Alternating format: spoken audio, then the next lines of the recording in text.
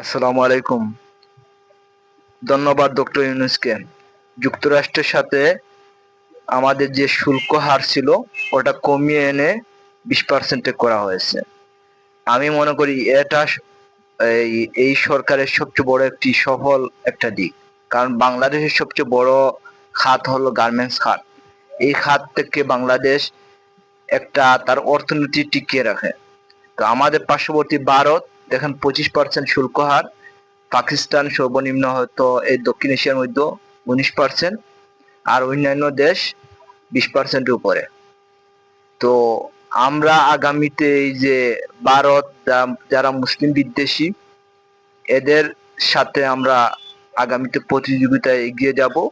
অবশ্যই বাংলাদেশ কোয়ালিটি সম্পন্ন এই গার্মেন্টস খাতকে এগিয়ে নিবে, কারণ এটা হলো বর্তমান বিপ্লবী সরকারের একটি সফল একটা দিক।